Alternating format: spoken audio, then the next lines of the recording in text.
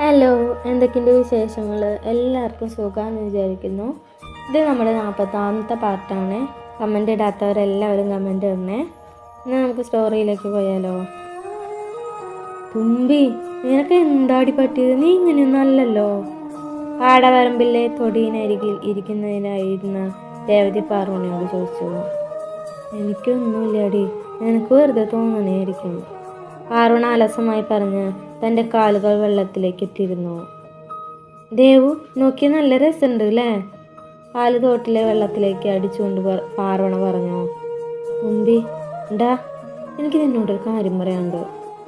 കണ്ണൻ്റെ കാര്യമാണെങ്കിൽ എനിക്ക് കേൾക്കാൻ താല്പര്യമില്ല ദേവു പ്ലീസ്, പാർവണ ഇരു കൈകളും കൂപ്പിക്കൊണ്ട് പറഞ്ഞു. സത്യത്തിൽ രേവതി ദേവയുടെ കാര്യം പറയാനായിരുന്നു വന്നത്. പക്ഷെ അവളുടെ ഈ അവസ്ഥയിൽ ആ കാര്യം പറയണ്ട എന്ന് രേവതിക്കും തോന്നി. ഞാനിന്ന് വൈകുന്നേരം പോവും തുമ്പി, നീ വരുമോ എൻ്റെ കൂടെ? രേവതി ചോദിച്ചു. അതെന്താ നീ പോകുന്നേ? അതും ഇന്ന് തന്നെ പോകണോ? അതേടി, ഓഫീസിൽ നിന്ന് കുറേ ദിവസമായി വിളിക്കണു വരാൻ പറഞ്ഞു. ഞാൻ ഓരോ കാരണങ്ങൾ പറഞ്ഞ് ഇത്രയും ദിവസം ഇവിടെ നിന്നു. നാളെ എന്തായാലും വരണമെന്ന് പറഞ്ഞിട്ടുണ്ട്. സാറിന് എന്തോ ഒറ്റയ്ക്കെല്ലാം കൂടെ ഹാൻഡിൽ ചെയ്യാൻ പറ്റുന്നില്ല എന്ന്. നീ ഒറ്റയ്ക്ക് എങ്ങനെ ദേവ് പോവാ? ഞാൻ ദേവ സാറിനോടൊന്ന് സംസാരിച്ച് നോക്കട്ടെ. വേണ്ട, ഞാൻ കുറേ പറഞ്ഞതാ. പിന്നെ ഒന്നും കൂടെ നിർബന്ധിച്ചാൽ ചിലപ്പോൾ ലീവ് തരുമായിരിക്കും. പക്ഷെ എൻ്റെ ഡ്യൂട്ടി ഞാൻ തന്നെ ചെയ്യണ്ടേ? എന്തിനാ വെറുതെ സാറിനെ ബുദ്ധിമുട്ടിക്കണേ? അത് ശരിയാണ്, എന്നാൽ ഞാനും വരാം. പക്ഷെ ഓഫീസിലേക്കൊന്നും എനിക്ക് വരാൻ പറ്റില്ല. ആകെ ഒരു മടുപ്പ്, പിന്നെ എന്തോ മനസ്സിനൊരു സുഖമില്ല. പാർവണ രേവതിയെ നോക്കിക്കൊണ്ട് പറഞ്ഞു. വേണ്ട തുമ്പി, നീ കുറച്ച് ദിവസം കൂടെ ഇവിടെ നിന്നിട്ട് വന്നാൽ മതി. എനിക്ക് മനസ്സിലാവും നിൻ്റെ അവസ്ഥ. പിന്നെ ഞാൻ ഒറ്റയ്ക്കാകുമെന്ന് വിചാരിച്ചിട്ടാണെങ്കിൽ നീ ടെൻഷൻ ആവണ്ട. അവിടെ താഴെ ഹൗസ് ഓണറുടെ ഫാമിലി ഉണ്ടല്ലോ. പിന്നെ രാത്രിയാകുമ്പോൾ വെറുതെ കൂട്ടു വിളിക്കാം, അവള് നിന്നോടും. രേവതി അത് പറഞ്ഞ പാടവരമ്പിൽ നിന്ന് എഴുന്നേറ്റു. വേണ്ട, എനിക്ക് നിന്നെ ഒറ്റയ്ക്കാക്കിയിട്ട് പറ്റില്ല, ഞാനും വരാം. രേവതിയുടെ ഒപ്പം എഴുന്നേറ്റുകൊണ്ട് പാർവണിയും പറഞ്ഞു. വേണ്ട, ഞാൻ ഒറ്റയ്ക്ക് പൊക്കോളാം. നീ ഇങ്ങനെ ചിന്താവിഷ്ടയായി ശ്യാമളെ പോലെ ഇരിക്കുമ്പോൾ എനിക്ക് മനസ്സമ്മതത്തോടെ ഓഫീസിൽ പോകാൻ പറ്റില്ല. ഇവിടെ ആകുമ്പോൾ വീട്ടിൽ അച്ഛനും അമ്മയും ആരെങ്കിലൊക്കെ ഉണ്ടാവുമല്ലോ, അത് മതി. നീ എന്തായാലും കുറച്ച് ദിവസം കൂടെ റെസ്റ്റ് എടുത്തിട്ട് വന്നാൽ മതി. അവളെ ചേർത്ത് പിടിച്ചോണ്ട് രേവതി പറഞ്ഞു. ദേവ, ഞാൻ പറഞ്ഞ കാര്യം നീ ചെയ്താ? ശിവ ദേവയുടെ മുറിയിലേക്ക് വന്നുകൊണ്ട് ചോദിച്ചു. എന്ത് കാര്യം? ദേവ മനസ്സിലാവാതെ ചോദിച്ചു. നീ ഇത്ര പെട്ടെന്ന് മറന്ന രേവതി ഓഫീസിലേക്ക് വിളിക്കേണ്ട കാര്യം? ആ, അതോ, ഞാൻ പറഞ്ഞിട്ടുണ്ട്. ഇനി അവള് വേണമെങ്കിൽ വരട്ടെ, ഞാനായിട്ട് നിർബന്ധിക്കില്ല. ദേവ അവനെ നോക്കി പറഞ്ഞു. അതൊന്നും ശരിയാവില്ല. ഒരു ഓഫീസിൽ വർക്ക് ചെയ്യുമ്പോൾ അവിടുത്തെ കാര്യങ്ങളെല്ലാം നോക്കേണ്ടത് സ്റ്റാഫിൻ്റെ ഡ്യൂട്ടിയാണ്. ഇങ്ങനെ വീട്ടിലിരുന്ന് അതൊന്നും നടക്കില്ല. ശിവ തിരികെ പറഞ്ഞു.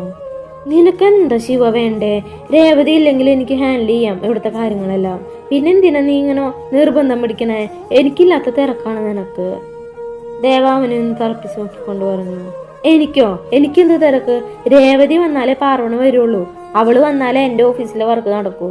അതുകൊണ്ടാണ് തിരക്ക് പിടിച്ചത്, അല്ലാതെ വേറൊന്നല്ല. ശിവ ചെറിയ പതർച്ചയോടെ പറഞ്ഞു. അതിന് നീ പാർവണയെ വിളിച്ചു പറ, അല്ലാതെ എന്നോട് പറഞ്ഞിട്ട് എന്താ കാര്യം? പിന്നെ അത് മാത്രമല്ല, ഇത്രയും കാലം പാർവണ നിന്റെ ഓഫീസിൽ ഉണ്ടായിരുന്നിട്ടില്ലല്ലോ അവിടുത്തെ വർക്ക് മൊത്തം നടന്നത്. പിന്നെ പാർവണ വന്നില്ല എന്ന് വെച്ച് നമ്മുടെ കമ്പനി ഇടിഞ്ഞു വീഴാനൊന്നും പോണില്ല. ദേവ അവനെ നോക്കി പറഞ്ഞു. ശിവ ചെറിയൊരു ദേഷ്യത്തോടെ മുറി വിട്ട് പുറത്തേക്ക് പോകാൻ നിന്നു. ശിവ ഒന്ന് നിന്നേ, എനിക്കൊരു കാര്യം ചോദിക്കാനുണ്ട്. സത്യം പറ, നീ കാരണമാണോ പാർവണ പണങ്ങിപ്പോയേ? അതാണ് അവൾ ഓഫീസിലേക്ക് വരാത്തേ? ഞാൻ അറിയാത്ത എന്തോ കാര്യങ്ങൾ അന്നുണ്ടായിട്ടുണ്ട്, സത്യം പറഞ്ഞോ? ദേവ അവനെ നോക്കി സംശയത്തോടെ പറഞ്ഞു. ഞാനോ? ഇത് നല്ല കഥയായി. ഞാനെന്തു പറഞ്ഞു എന്നാ നീ പറയണേ? ശിവമുഖത്തെ പതർച്ച മറച്ചു വെച്ചുകൊണ്ട് ചോദിച്ചു. അങ്ങനെയൊന്നും ഇല്ലെങ്കിൽ നിനക്ക് നല്ലത്. ഇനി ഒരു പക്ഷെ നിന്റെ ഭാഗത്തുനിന്ന് എന്തെങ്കിലും തെറ്റുണ്ടായിട്ടുണ്ടെങ്കിൽ നീ അവളെ ഒന്ന് വിളിച്ച് സംസാരിക്കേ, അല്ലാതെ പാർവണ ഓഫീസിലേക്ക് തിരിച്ചു വരുന്ന എനിക്ക് തോന്നുന്നില്ല. ഞാനെന്തിനും വിളിച്ച് സംസാരിക്കണം? ഞാനൊരു തെറ്റും ചെയ്തിട്ടില്ല.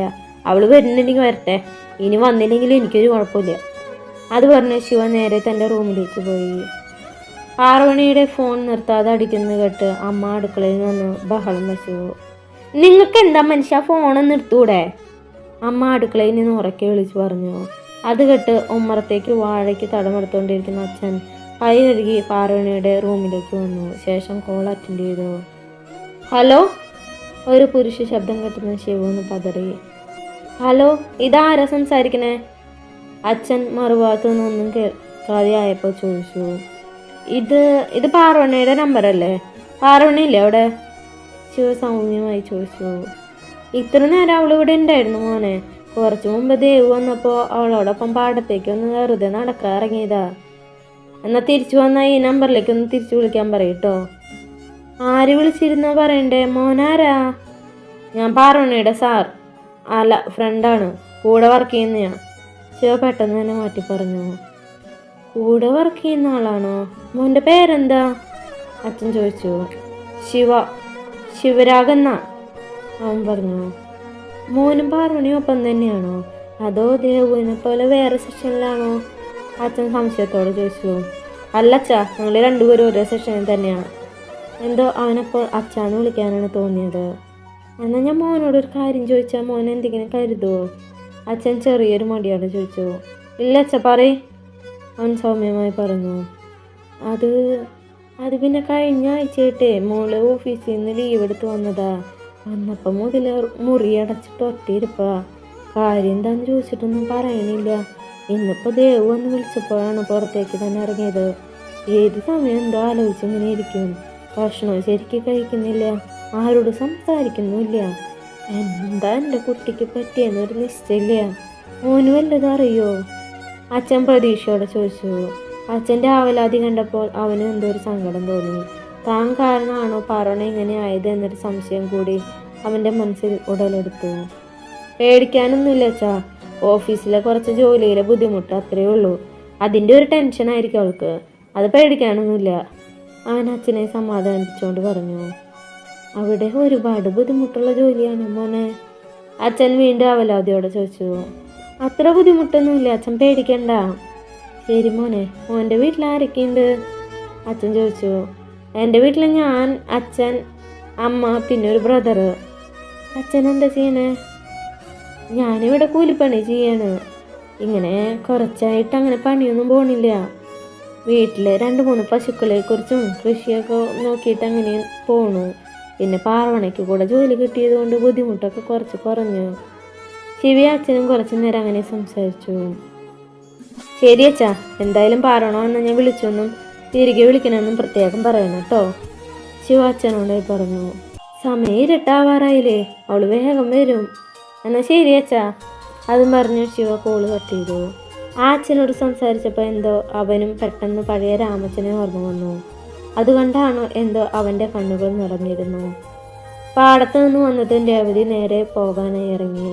പാർവണിയുടെ വീട്ടിൽ നിന്ന് നേരെ തൃശ്ശൂർക്കാണ് അവൾ പോകുന്നത്. നേരെ ഇരുട്ടിയത് കൊണ്ട് ആരുമാണ് അവളെ അവിടേക്ക് ആക്കി കൊടുത്തത്. രേവതിയെ ഒറ്റയ്ക്ക് വിടാൻ പാർവണിക്ക് ചെറിയൊരു മടി ഉണ്ടായിരുന്നുവെങ്കിലും രേവതിയും വരണ്ട എന്ന് തറപ്പിച്ച് പറഞ്ഞതോടെ കൂടെ പോയില്ല. രേവതിയെ യാത്രയാക്കി വീണ്ടും പാർവണ മുറിയിലേക്ക് വന്നു. അപ്പോഴാണ് അച്ഛൻ അവളുടെ അരികിലേക്ക് വന്നത്. മോളെ, അച്ഛൻ അവളുടെ തലയിൽ തലോടിക്കൊണ്ട് വിളിച്ചു. എന്താ അച്ഛേ? ഒന്നുമില്ലേ കുട്ടിയെ, നീ എന്തോ ഓഫീസിൽ പോകുന്നില്ലേ? ദേവ് മാത്രമാണോ പോകുന്നേ? പോകണം അച്ഛേ, 1-2 ദിവസം കൂടെ കഴിയട്ടെ എന്ന് വെച്ചു. എൻ്റെ കുട്ടിക്ക് അവിടുത്തെ ജോലി ഒരുപാട് ബുദ്ധിമുട്ടാണോ? ഇല്ല അച്ഛേ, അത്ര വലിയ ബുദ്ധിമുട്ടൊന്നുമില്ല. എനിക്ക് ഹാൻഡിൽ ചെയ്യാൻ പറ്റുന്ന അത്രേ വർക്കേ ഉള്ളൂ. എന്താ അങ്ങനെ ഒരു ചോദ്യം അച്ഛേ? അവൾ സംശയത്തോടെ ചോദിച്ചു. ഒന്നുമില്ലടാ, നീ ഇപ്പം ഇങ്ങനെ ഇരിക്കണ കാണുമ്പോൾ എന്തോ എനിക്കങ്ങനെ ചോദിക്കാൻ തോന്നി, അതാ. അത് പറയുമ്പോൾ അച്ഛൻ്റെ കണ്ണുകളൊന്നും നിറഞ്ഞിരുന്നു. അച്ഛൻ അവൾ കാണാതെ കണ്ണുകൾ തുടച്ച് മുറിയിൽ നിന്നും പുറത്തേക്ക് ഇറങ്ങി. മോളെ, പിന്നെ മോളുടെ ഓഫീസിൽ നിന്ന് മോളുടെ ഒരു ഫ്രണ്ട് വിളിച്ചിരുന്നു. ശിവ എന്നോ മറ്റോ ആണ് പേര് പറഞ്ഞേ. തിരിച്ചു വിളിക്കാനും പറഞ്ഞു. ശിവയോ? എൻ്റെ ഫ്രണ്ടോ? പാർവണ സംശയത്തോടെ ചോദിച്ചു. അതേ മോളെ, ശിവ എന്നാ പേര് പറഞ്ഞേ. പിന്നെ ഒരുപാട് എന്നോട് സംസാരിക്കുകയും ചെയ്തു. നല്ല സ്വഭാവമാണെന്ന് തോന്നുന്നു. മറ്റുള്ളവരോട് എങ്ങനെ പെരുമാറണമെന്ന് നന്നായി അറിയാം. അച്ഛൻ ശിവയെ പുകഴ്ത്തി പറഞ്ഞു. എന്നാലിതാരാള് എന്ന് മനസ്സിലാവാതെ ഇരിക്കായിരുന്നു പാർവണ. എന്തായാലും നോക്കട്ടെ എന്ന് കരുതി അവൾ ഫോൺ എടുത്ത് നോക്കി. നമ്പർ മാത്രമാണുള്ളത്. ഇതാരപ്പം എൻ്റെ ഒപ്പം വർക്ക് ചെയ്യണ ശിവ? അത് ഞാനറിയാത്ത എൻ്റെ ഫ്രണ്ട്.